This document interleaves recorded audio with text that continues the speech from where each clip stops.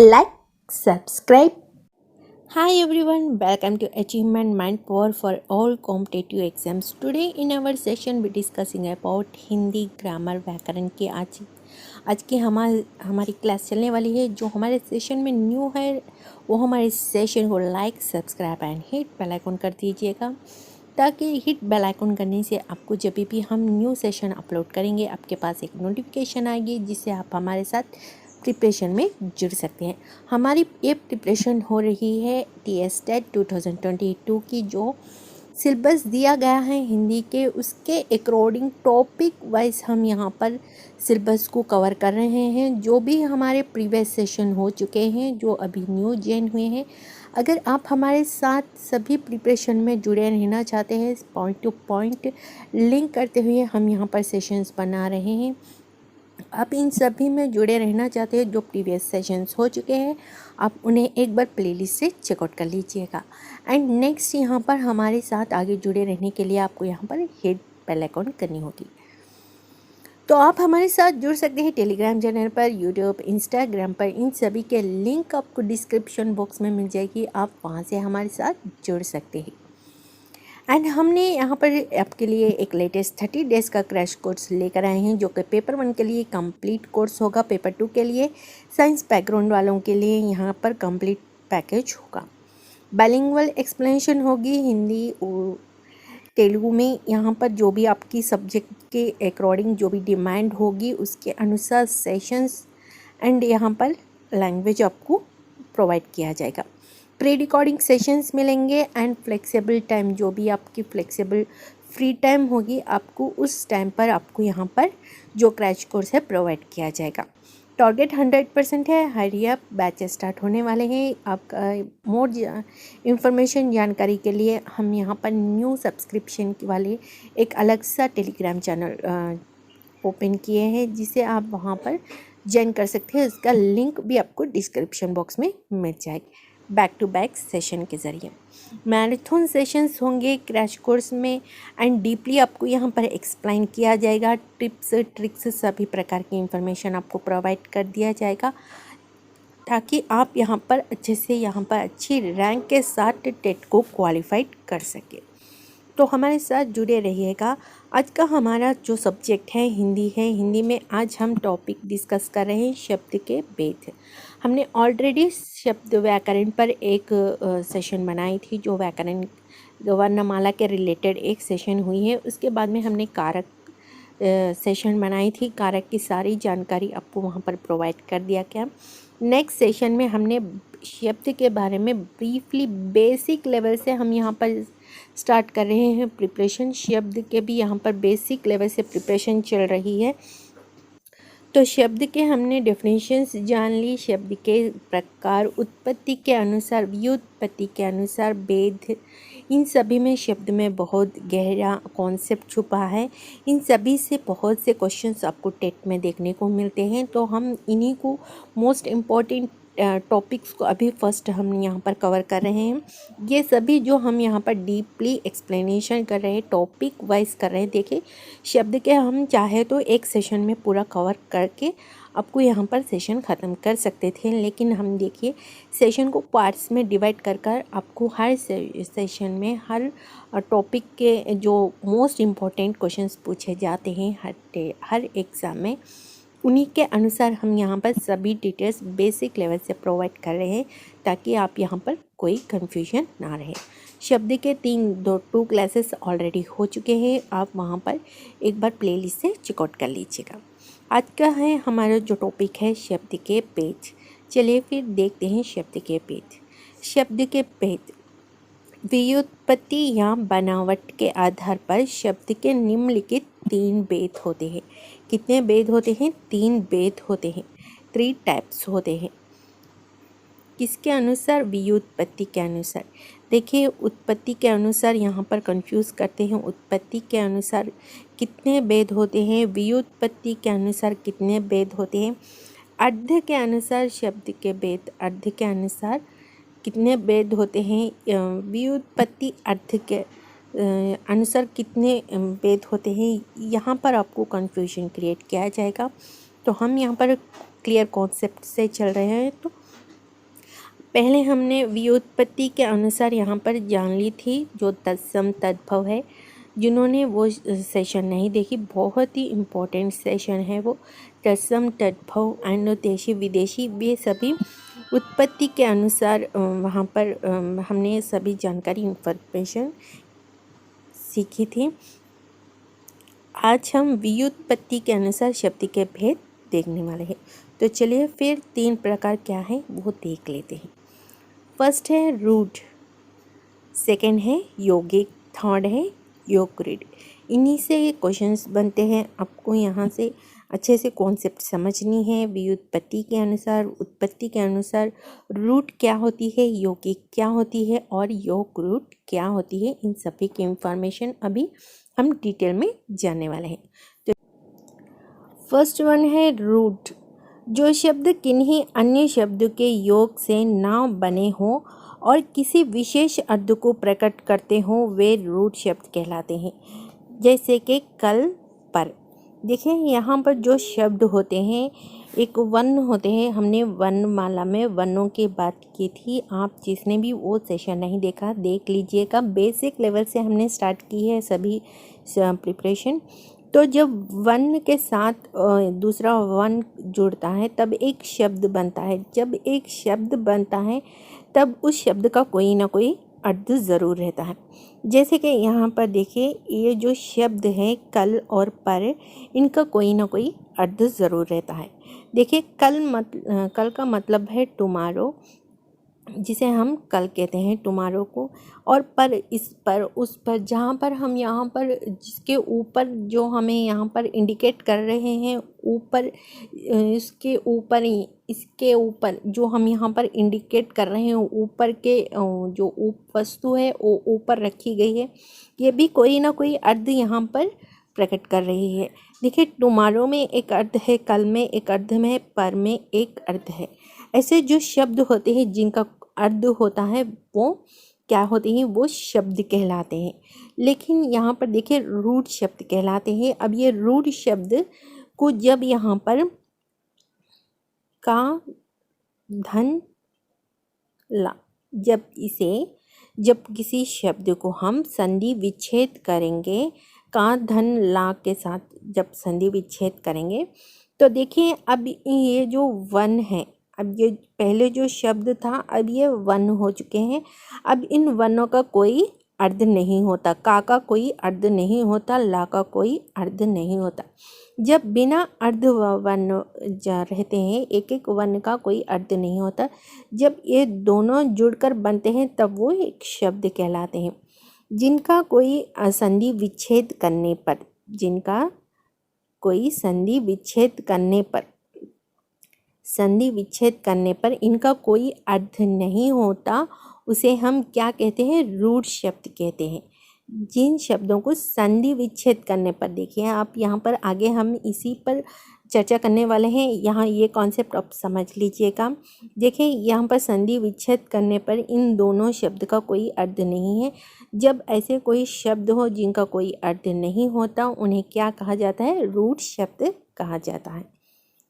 Next देखिए यहाँ पर यौगिक है। यौगिक, ये जो है यौगिक शब्द क्या है ये देखते हैं। जो शब्द कई सार्वधिक शब्दों के मेल से बने हों वे यौगिक कहलाते हैं। यानी कि जो अर्थ हो, जो शब्द जिनका कोई अर्थ हो, ऐसे शब्दों को क्या कहते हैं, यौगिक कहते हैं, यौगिक शब्द कहते हैं। जैसे कि यहाँ पर देखिएगा देवालय। जब हम इन देवालय को संधि विच्छेद करेंगे तो देखिए देवालय का मतलब क्या है, टेम्पल है, गॉड का टेम्पल है, God temple, temple God, God temple कुछ भी कह सकते हैं। देखिए देव यानी कि गॉड, टेम्पल यानी कि आलय यानी कि टेम्पल आप यहाँ पर कह सकते हैं। देव का घर या टेम्पल दोनों में कोई आप यहाँ पर उपयोग कर सकते हैं। जब हम इनमें संधि विच्छेद करेंगे तो देखिए देव का मतलब भी यहाँ पर गॉड है, आलय का मतलब यहाँ पर टेम्पल है। ऐसे जो शब्द जिनका ऑलरेडी यहाँ पर इसका अर्थ हमें पता है, जिसका अर्थ निकलता हो देवालय का, और संधि विच्छेद करने पर वही अर्थ निकलने पर उसे क्या, उन शब्दों को क्या कहते हैं, यौगिक शब्द कहलाते हैं। आई होप आपको यहाँ पर अंडरस्टैंड हो चुका होगा। जो शब्द होते हैं यहाँ पर, अगर इन शब्दों को संधि विच्छेद करने पर भी वही मीनिंग, वही मतलब यहाँ पर आपको प्रकट किया जाए, तो ऐसे जो सार्थक शब्द होते हैं, सार्थक शब्द के बारे में हम नेक्स्ट सेशन में और विस्तार से जानेंगे। सार्थक शब्द उन्हें कहते हैं जिसका कोई मतलब होता है। यहाँ पर देखिए, देवालय का मतलब है, देव का मतलब है, आलय का मतलब है, इन सभी का मतलब है संधि विच्छेद करने पर भी इन सभी का शब्दों का कुछ न कुछ अर्थ रहता है। जब पहले जो हम संधि विच्छेद ना करने पर जो अर्थ यहाँ पर प्रकट कर रहा है, आफ्टर संधि विच्छेद करने के बाद जो यहाँ पर अर्थ प्रकट कर रहा है, दोनों इक्वल सेम रहने पर ऐसे वाले शब्द क्या कहलाते हैं, यौगिक शब्द कहलाते हैं। नेक्स्ट देखिए, इन्हीं से बना है योग रूढ़। ये दोनों जो योग रूढ़ के बारे में हमने अभी तक जाना है, रूढ़, और अब हमने जाना है योग। रूढ़ शब्द, योग शब्द के बारे में अभी हमने जाना है। जो रूढ़ होते हैं वो संधि विच्छेद करने पर कोई अर्थ प्रकट नहीं करते, ऐसे शब्द को हम क्या कहते हैं, रूढ़ शब्द कहते हैं। जिन शब्द का संधि विच्छेद करने पर भी वही अर्थ प्रकट हो, ऐसे शब्द को क्या कहते हैं, हम यौगिक शब्द कहते हैं। अब देखिए, इन दोनों से बना है, इन दोनों के मतलब से बना है यहाँ पर योग रूढ़। वे शब्द जो यौगिक तो है किंतु सामान्य अर्थ को ना प्रकट कर किसी विशेष अर्थ को प्रकट करते हैं, योग रूढ़ कहलाते हैं। जैसे पंकज, दशानन आदि। पंकज में पंक धन जा, जिसका मतलब है कीचड़ में उत्पन्न होने वाला। देखिए यहाँ पर योग रूढ़ किसे कहा जाता है। यहाँ पर जो योग रूढ़ होता है वो सामान्य अर्थ यहाँ पर प्रकट करता है, लेकिन जो सामान्य अर्थ प्रकट करता है वो सामान्य अर्थ उसके लिए नहीं होता, कुछ और ही अर्थ को यहाँ पर प्रकट करता है। फॉर एग्जाम्पल यहाँ पर देखा जाए तो पंकज को यहाँ पर लिया जाए तो पंकज एक कमल को कहते हैं, हिंदी में पंकज कमल को कहते हैं, जो कि कमल फूल को कहते हैं, पुष्प कहते हैं। कमल तो यहाँ पर पंकज होता है। इसका मतलब जब यहाँ पर संधि विच्छेद करेंगे, पंख प्लस जा, देखिए पंख मतलब यहाँ लीफ कह सकते हैं, एक जो यहाँ पर, या फिर आप विंग कह सकते हो। पंख लीफ, या लीफ के जो एक पत्ता होता है फूल का, उसको हम यहाँ पर पंख कह सकते हैं, या फिर हम जो उड़ते हैं पक्षी आकाश में उनको पंख कह सकते हैं। देखिए कई अर्थ होते हैं, लेकिन जा का कोई अर्थ नहीं होता। देखिए ऐसे शब्द जिनका अर्थ नहीं होता, रूढ़, जो जिनका कोई अर्थ होता है वो योग, इस प्रकार बना है। इन दोनों का मिश्रण यहाँ पर देखा जा रहा है। देखिए पंकज में संधि विच्छेद करने पर पंख का एक अर्थ यहाँ पर निकल आ रहा है, जा का कोई अर्थ नहीं होता। यानी कि संधि विच्छेद करने पर ये पंख जो है ये योग का रोल प्ले कर रहा है, एंड ये जो है जा जो है ये रूट का रोल प्ले कर रहा है। अब इन दोनों के कॉम्बिनेशन से बना है पंकज। पंकज का क्या अर्थ है, एक पुष्प का नाम है जो कि कमल कहलाता है। अब देखिए कमल का यहाँ पर पंकज तो दिया, संधि विच्छेद भी हमने कर लिया। अब देखिए पंकज, यहाँ पर जो शब्द है पंकज का एक अर्थ है कमल, हमने कहा था, एंड पंख का यहाँ पर हमने विंग कुछ कहा। पंख एक रेक का जो यहाँ पर फूल का एक जो पत्ता होता है उसको हम यहाँ पर पंख कह सकते हैं। विंग को जो पक्षी उड़ता है उसे भी हम कहते हैं। योग से बना है पंख, जा से बना है रूढ़, हमने कहा था। अब दोनों के योग से बना है यहाँ पर योग रूढ़, जो कि कमल कहलाता है। योग रूढ़ बना है कमल। अब इन दोनों से हम यहाँ पर तक तो आप सभी को क्लियर हो चुका होगा क्या हम बताना चाह रहे थे। देखिए पंकज तो यहाँ पर एक अर्थ प्रकट कर रहा है जो कि कमल।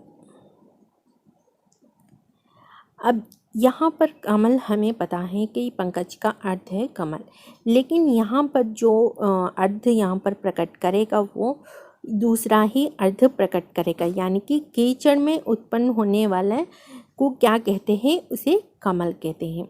इस प्रकार जो कीचड़ में उत्पन्न होने वाले को होने वाला का मतलब, पंकज का मतलब है कीचड़ में उत्पन्न होने वाला। देखिए हम यहाँ पर बता रहे हैं ये एक शब्द है, इसका अर्थ है, लेकिन यहाँ पर कुछ और ही अर्थ को यहाँ पर प्रकट कर रहा है। ऐसे शब्द को क्या कहते हैं हम, योग रूट शब्द कहलाते हैं। आई होप आपको यहाँ पर कॉन्सेप्ट क्लियर हो चुका होगा। रूट, योग रूट और यौगिक रूट में कोई कन्फ्यूजन नहीं होगी। फिर से हम यहाँ पर बता दें, रूट के जो शब्द होते हैं संधि विच्छेद करने पर इनमें कोई भी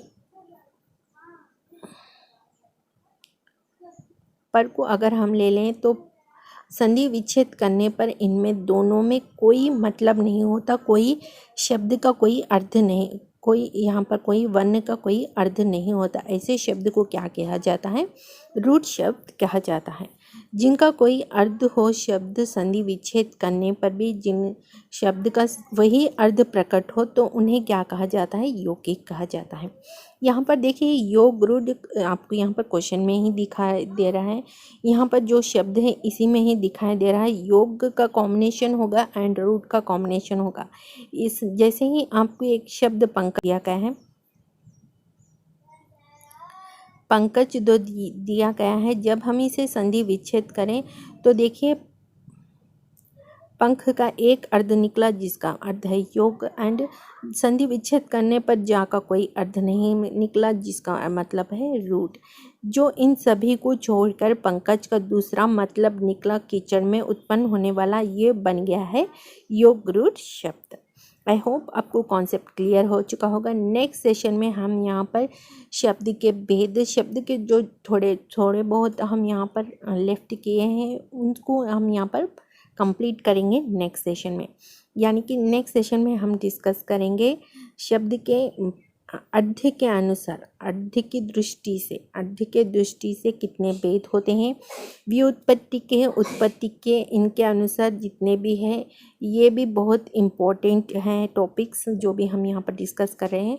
तो यहाँ पर धीरे से चल रहे हैं क्लासेस, लेकिन कॉन्सेप्ट वही अच्छे से सीखना है, हमें सभी को अटेम्प्ट करना है। सभी यहाँ पर जो भी हमारे सेशन में जुड़े हैं, कोई शब्द से कोई एग्ज़ाम में एग्जामिनर कोई भी वर्ड यहाँ पर दे दे, कोई शब्द यहाँ पर दे दे, तब आप यहाँ पर ये नहीं जानते, ऐसी कुछ सिचुएशन नहीं रह पाए, ऐसी कोशिश हमारी चल रही है। तो हमारे साथ जुड़े रहिएगा एंड शेयर कर दीजिएगा। जितने आप शेयर करोगे, जितने लोग हमारे साथ जुड़ेंगे, मुझे एक मोटिवेशन मिलेगी नए सेशंस लाने में, अच्छे से एक्सप्लेन करने में और क्वालिटी ऑफ इंफॉर्मेशन आपके सामने लाने में। तो बैक टू बैक सेशंस के लिए, मैराथन सेशन के लिए एंड पेडागोलॉजी, इसके बाद हम पेडागोलॉजी पर भी डिस्कस करने वाले हैं। तो एग्ज़ाम के एंड तक हमारी प्रिपरेशन चलती रहेगी। लास्ट में हम प्रीवियस क्वेश्चंस भी सॉल्व करेंगे। तो जो प्रीवियस क्वेश्चन ईयर के पेपर्स हैं उन्हें भी सॉल्व करेंगे। तब आप यहाँ पर सभी कॉन्सेप्ट को समझोगे, तब आप वहाँ पर अटेम्प्ट कर पाओगे मेरे साथ, एंड फाइनल प्रिपरेशन में आप मेरे साथ अच्छे से जुड़ सकोगे। तो कोई भी सेशन छूटे ना देखिएगा। एंड जिसने भी यहाँ पर अभी ज्वाइन किया है, प्रीवियस सेशंस नहीं देखें, कॉन्सेप्ट सभी क्लासेस देख लीजिएगा। नेक्स्ट सेशन में हम आपके साथ फिर मिलते हैं। Until then keep smile, bye bye.